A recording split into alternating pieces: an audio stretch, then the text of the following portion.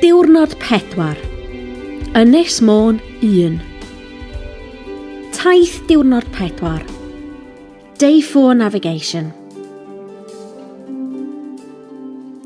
Heddiw dach chi'n mynd i Ynys Môn, dyn Lligwy, Moelfre a safle Penmon. Heddiw byddwch chi'n ymweld ag Ynys Môn am y cyntaf o 2 ddiwrnod ar yr ynys. Yn ystod diwrnod 4, byddwch yn ymweld â dyn Lligwy, capel Lligwy a siambr gladdu Lligwy. Byddwch hefyd yn treulio amser ym Moelfre ac yn ymweld â gorsaf o bad achub cyn gorffen y diwrnod yn ardal Penmon, yn ymweld â cholomendy Penmon, priordy Penmon a ffynon San Seiriol. Today you will be visiting the Isle of Anglesey for the first of 2 days on the island.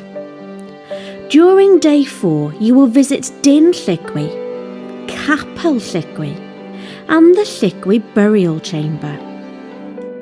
You will also spend time in Moelfre and visit the lifeboat station before finishing the day in the Penmon area, visiting Penmon Dovecote, Penmon Priory and St Seiriol's Well.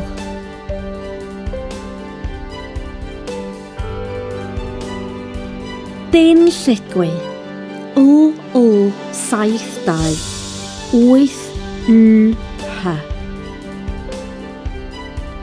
Gellir dod o hyd i safleoedd Dyn Lligwy 3/4 milltir i'r gogledd o Lanallgo, oddi ar yr A5-25. Wrth y gylchfan ger Capel Paradwys, cymerwch yr ail drwad gan gymryd ffordd fach neu drac gan ddilyn yr arwydd heneb hynafol. The Dyn Lligwy sites can be found 3/4 mile north of Lanallgo, off the A5025.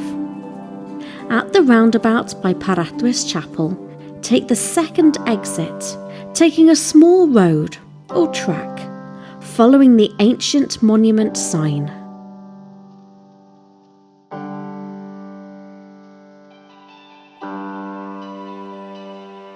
Grŵp cytiau Dyn Lligwy, Capel Lligwy a siambr gladdu Lligwy.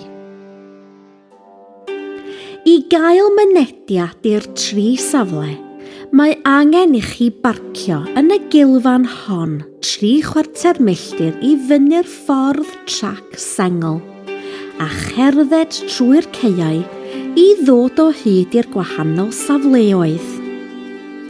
Mae panel gwybodaeth yn y gylfan. Mae'r safle hwn yn arbennig oherwydd nifer y gwahanol gyfnodau mewn hanes sy'n cael eu cynrychioli. To access the 3 sites, you need to park in this lay-by 3/4 mile up the single-track road and walk through the fields to find the different sites. There is an information panel in the lay-by. This site is special because of the number of different periods in history that are represented.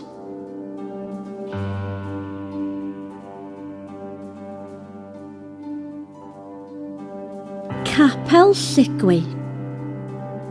Mae Capel Lligwy trwy'r cae ar y dde o'r gylfan. Mae tasg i'w chwblhau yma. Lligwy Chapel is through the field on the right from the lay-by. There is a task to complete here.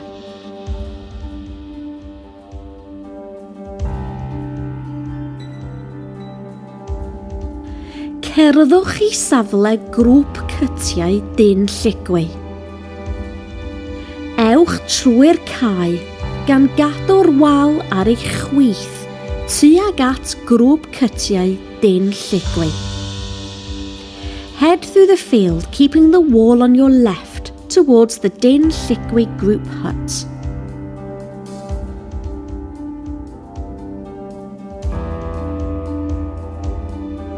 Ewch I fyny'r grisiau.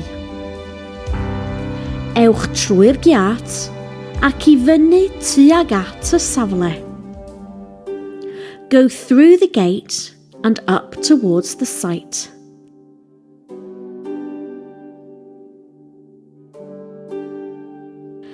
Cerddwch I mewn I safle grŵp cytiau Dyn Llicwy. Pan dych chi'n cyrraedd Dyn Llicwy, darllenwch y paneli dehongli yn y safle a chwblhewch y dasg. Pan fyddwch wedi gorffen, dychwelwch ar hyd y llwybr yn ôl i'ch car.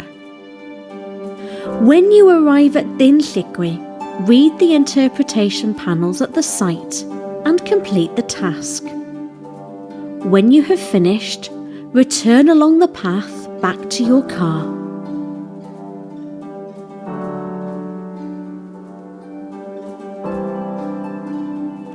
Ewch at siambr gladdu Llicwy. Pan dach chi'n cyrraedd yn ôl wrth y ffordd, trowch i'r dde a cherddwch I lawr y ffordd i'r gamfa sy'n arwain at y siambr gladdu. When you get back to the road, turn right and walk down the road to the stile which leads to the burial chamber.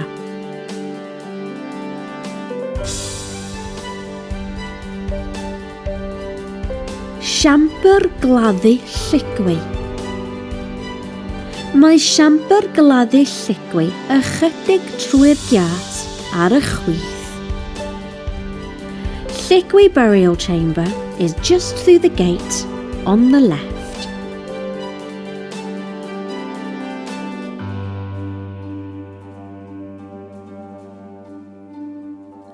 Gyrwch I Foelfre. Cerddwch yn ôl i'ch car, gyrru yn ôl tuag at y gylchfan a chymryd y troad gyntaf tuag at Foelfre. Walk back to your car, drive back towards the roundabout and take the first exit towards Foelfre.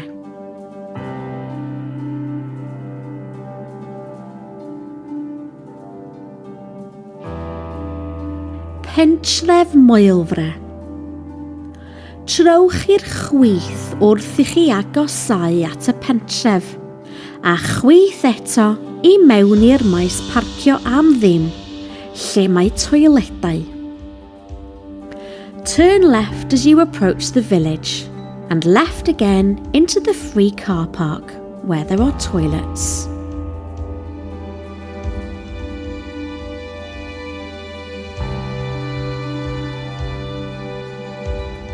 Amser cinio. Mae Foelfre yn le da I gael cinio. Mae yna ychydig o leoedd I brynu bwyd. Mae'r llwybr hwn yn arwain I lawr at lan y môr. Foelfre is a good place to have lunch. There are a few places to buy food. This path leads down to the seafront.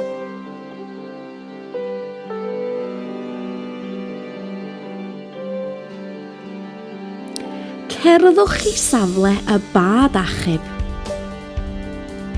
Dilynwch y llwybr a cherdded tuag at ganolfan ymwelwyr yr RNLI a gorsaf y bad achub. Follow the path and walk towards the RNLI Visitor Centre and the lifeboat station.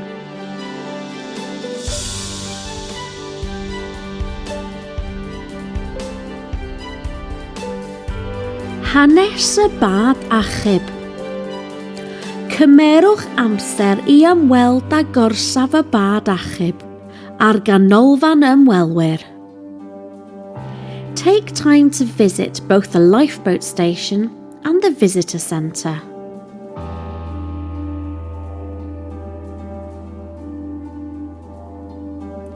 Gwrandewch ar stori o'r Mabinogi. Mae yna nifer o seddi lle gallwch chi eistedd ac edrych i lawr ar fordir Gogledd Cymru a dros nifer o safleoedd cestyll. There are a number of seats where you can sit and look down the North Wales coast and a number of castle sites.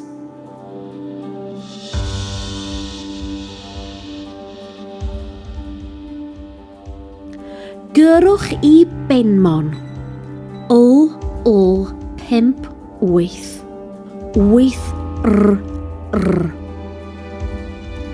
Ewch yn ôl i'ch car ac yna gyrru i'r de i lawr yr A525. Head back to your car and then drive south down the A5025.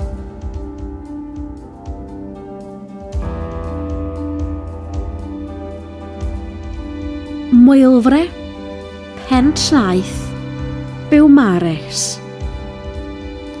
Pan gyrhaeddwch bentref Taith, trowch i'r chwith i'r B5119 a dilynwch yr arwyddion i Beaumaris.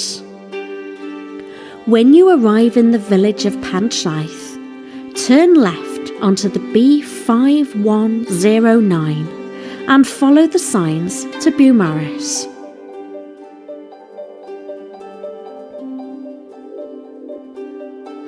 Beaumaris. Pan gyrhaeddwch ganol y dref, trowch i'r chwith.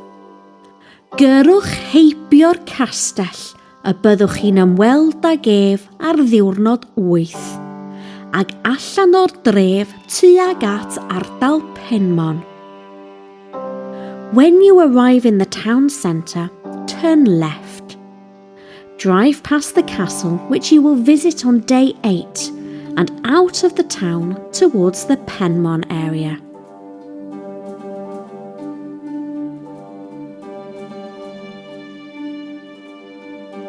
Penmon. Pimp wyth r.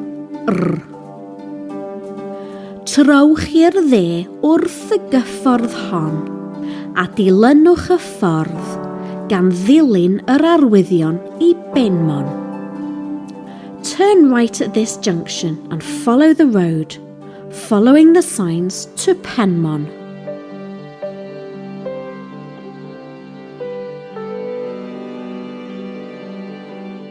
Priordy Penmon. Parciwch yn y maes parcio bach ychydig heibio Priordy Penmon. Mae'r tri safle yn agos iawn at ei gilydd. Park in the small car park just past Penmon Priory. All three sites are very close to each other.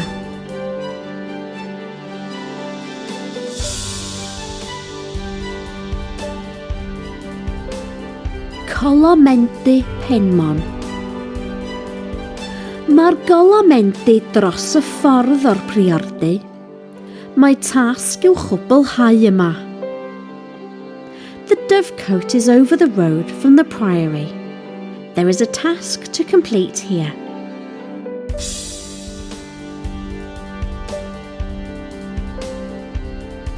Ffynon Sant Seiriol. Cerddwch i lawr y llwybr troed i'r ffynon. Mae tasg i'w chwblhau yma. Walk down the footpath to the well. There is a task to complete here.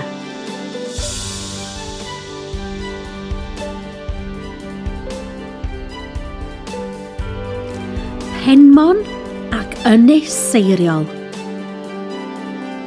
Ac yn olaf, gan eich bod mor agos, mae'n werth gyrru i bwynt Penmon i weld y goleudy ac Ynys Seiriol.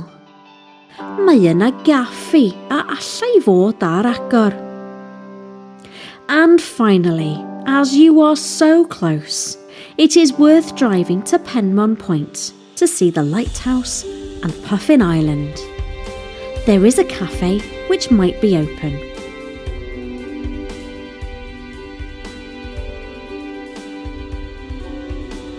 Amser mynd adre a gwneud eich gwaith cartref.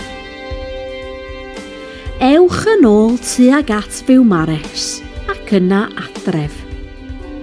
Ar ôl eich diwrnod, mae yna weithgaredd mwy agored i chi ei wneud.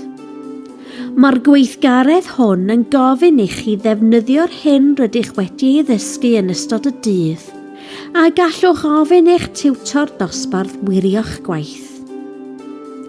Head back towards Beaumaris and then home. After your day, there is a more open activity for you to do. This activity asks you to use what you have learnt during the day, and you can ask your class tutor to check your work.